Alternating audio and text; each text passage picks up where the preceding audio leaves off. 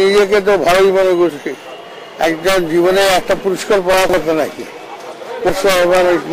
ঈশ্বরচন্দ্রের একজন বিখ্যাত ব্যক্তি, তিনি আচার্য ছিলেন এবং তিনি একটা ইউনিভার্সিটিকে করেছেন।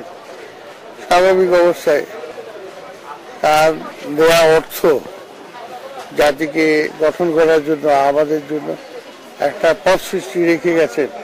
আজকে যে সম্মানটা পেলাম, এই সম্মানটা নিজে অভিভূত হইলাম। 50 বছর রাজনীতি এবং সরাজনীতি করে একটা ফসল তো পাওয়া গেছে। ছোট ছোট ভাবনা দুটো দেশের সম্পর্কে কতটা সুদৃঢ় করে তুলবে বলে মনে হয়? আমি তো সবসময় সুদৃঢ় আছে এবং থাকবে। 71 থেকে এখন পর্যন্ত কি খারাপ আছে?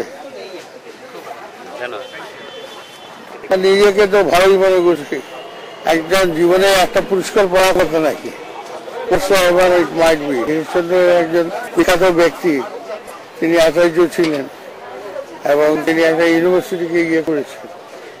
স্বাভাবিক অবস্থায় তার দেওয়া অর্থ জাতিকে গঠন করার জন্য, আমাদের জন্য একটা পথ সৃষ্টি রেখে গেছেন।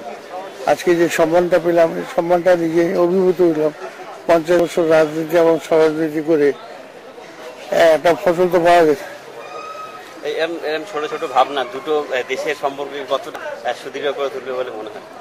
আমি তো সবসময় সুদৃঢ় আছে এবং থাকবে। 71 থেকে এখন পর্যন্ত কি খারাপ আছে?